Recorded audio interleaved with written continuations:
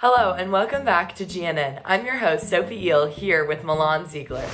Milestones for spring semester began on April 26th. American literature took place this week on Wednesday and Tuesday. Algebra will take place on May 3rd and U.S. history will be on May 6th. Biology will be on May 10th. All exams will be held in Grady's Performance Gym and will begin at 8:30 a.m. In-person students will continue to attend in-person classes during the milestones. Final exam days will not be half days and students will be expected to go to all 4 classes.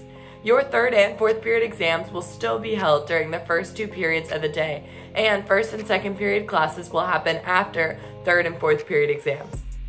Also, the last day of school is Wednesday, May 26th, and will not be an asynchronous day, but will be a full day of school. The final designs for the new Midtown logo were confirmed on March 29th and have been released to the public. All 3 finalists have focused on Grady's centrality in Atlanta and our mascot, the Knights. If you want any official Grady logos before we transition to Midtown, scan this QR code. As many of you may know, this past Saturday, Grady seniors enjoyed their send-off prom. Considering it was the first, last, and only prom this class will have, it was a memorable night for many. Prom was held inside the Congress Center in a large ballroom. There was a dance floor, DJ, food, desserts, and friends. It was nice to be able to see people connecting that haven't seen each other in over a year. Many seniors were also meeting some of their current teachers face-to-face for the first time. The dance floor was small and crowded and full of students excited to share their dance moves and make song requests to the DJ. There was also a photo booth which produced great memories the old school way. And when making your departure, I'm sure most students grabbed more Grady swag than they have owned in the past 4 years. Thank you to all the teachers and administrators that made this special night for seniors possible.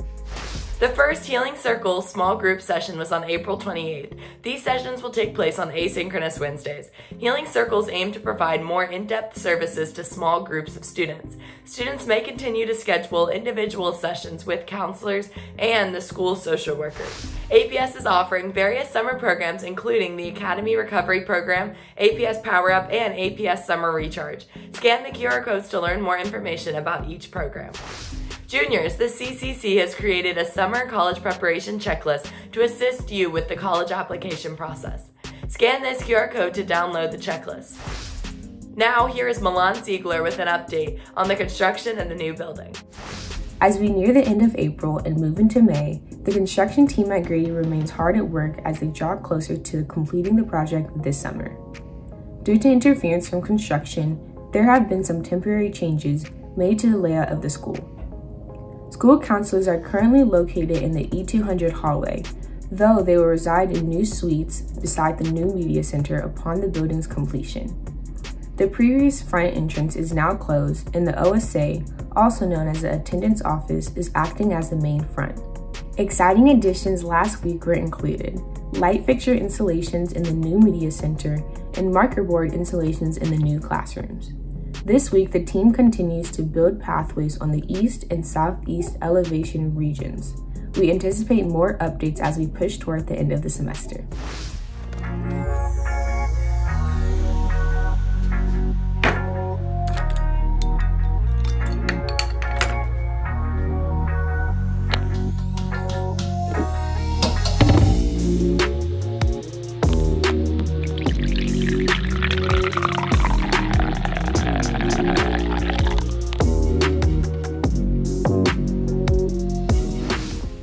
Seniors, the College and Career Center has a $500 scholarship that they are offering to 3 seniors. To apply, please scan the QR code. The deadline to submit your application is Friday, May 14th. Also, seniors, here are some important dates and deadlines to meet before graduation. The community service hour requirement for the class of 2021 has been waived. However, if you have completed at least 150 hours, you may submit documentation to your counselor by today. By Monday, March 8th, all senior fees and debt must be cleared. Senior exams will take place on Monday, May 10th and Tuesday, May 11th. 1st and 3rd period exams will be Monday and 2nd and 4th period will be Tuesday. Senior exam retakes and makeups will be on Wednesday, May 12th at 8:30 a.m. Senior grades at due are 12 p.m. on Infinite Campus and final transcripts must be done on parchment by Friday, May 14th. On Friday, May 14th, seniors will return Chromebooks. On Wednesday, May 19th, seniors will receive caps, gowns, tickets, diploma covers, programs, and other graduation items. Use this chart to see what time you will pick up your items. Lastly, graduation will take place on Tuesday, May 25th at 7 p.m. at Bobby Dodd Stadium at Georgia Tech. Graduates should arrive at 5:45 p.m. and are advised to only bring small purses that can be discreetly under your gown, as there will be no safe place to store your belongings.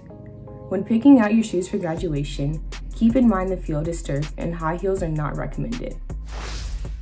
Now here's GNN's Miranda Dominguez with what it's like to go to in-person school. Many of you who are still virtual may be wondering what in-person school looks like now. Well, I'm here to tell you. In some ways, school is very much the same, and in others it's different. One of the most obvious changes to the everyday lives of students who are in person is the fact that masks must be worn at all times throughout the day. There are even flyers all throughout the hallways telling students to wear their masks and how to properly wear them. The biggest difference, and one that I'm sure most people are curious about, is lunch. Instead of being eaten in the cafeteria or wherever else students eat, students must eat in their third period classroom. And if you are at home, then you might be wondering how students get their lunch if they don't bring it. Well, it's very simple. It's delivered directly to the classrooms. Every day, a cart goes around the school and lunches are delivered directly into each classroom, and students can choose to either eat the free lunch provided by the school or to eat something brought from home. Lunch is also the only time throughout the day when students are permitted to take their masks off. Another important change is that the water fountains have been closed off so that no one is able to use them. Instead, students are supposed to bring their own water bottles that they can refill at the school's new water bottle filling station. And lastly, the way that students enter the school is different. All students must enter the school through the doors on the courtyard side of the cafeteria, and as soon as they enter, they must have their temperature taken with an infrared thermometer and must go directly to their first period class after that. These are all the big changes to the way that students experience Grady. I'm Miranda Dominguez, and I hope that answered any questions that people at home had about school in person. Thank you, Miranda. Now, here's Kimoni with this weekend's weather. Hello, Grady Nights. I'm Kimoni back again with your weekend weather report. Saturday will be partly cloudy with a high of 81 and a low of 54.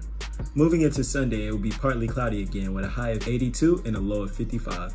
It's going to be a beautiful weekend out there, so make sure you go out and enjoy it. Remember to be safe and wear a mask. I'm Kimoni, and that's your weather.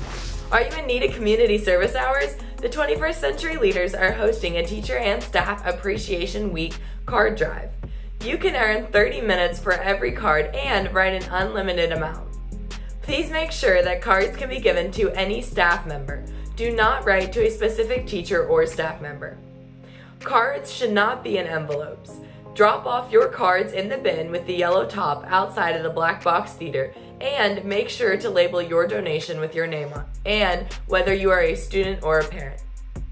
When you drop off cards in the bin, you can scan a QR code to register your donation, and you can then pick your favorite teacher or staff member to be entered into a raffle for a special Staff Appreciation Week prize. DECA is doing a toiletry drive from April 21st to May 14th. You can get 5 hours of community service for every 3 items donated. Put items in a bag with your name on it and drop it off in the DECA bin outside the Black Box Theater. The Atlanta Students Advocating for Pedestrians in partnership with Georgia Community Schools is hosting a walking initiative in which students can earn 1 hour of service for every 2 miles walked. It will take place on May 3rd to May 7th, and you can track your mileage on a tracking app, such as the Nike Running app. Log your hours by scanning this QR code. Hi Grady Knights, I'm Dorien Lawrence, and here's your Sports Flash recap for Friday, May 1st. Our Lady Knights soccer team is moving on in state playoffs. On Monday, they faced rival Decatur and won 3-2 in extra time. Shea Bowman led our Knights with 2 goals, and Ali Plana hit the game-winning goal in extra time. They will take on Stars Mill on Tuesday, May 4th at 6:30 at the Grady Stadium for a chance to move on to the state semifinals. The Grady tennis teams will also be moving on to the next round of the state tournament. Both teams played and defeated Stars Mill and will now be headed to the state semifinals. In the next round, the boys will face Coffee High School and the girls will take on Northview. Our Knights will be playing at the Piedmont Tennis Courts on Monday, May 3rd, with their eyes set on reaching the state finals. Grady's baseball team played the first round of the state tournament where they took on Blessed Trinity in a doubleheader. Unfortunately, our Knights fell in both games, leading to an end to their season. Congratulations to the Technology Student Association State Conference winners for the 2021 debate. Leo Hollingworth and Elliot Wilner got first place in technical issues, and Charles Fusil and Vidam Nahori got third place in the geospatial technology. Congrats to all those who placed in the top 10. Many staff members of the Southerner won awards. Congrats to all those who were awarded the Certificate of Merit, those who were awarded the All Georgia ratings, and those who picked up the Superior ratings. Well done to all staff members. Thank you all for watching this week's episode of GNN. Please like and subscribe, and we'll see you next week.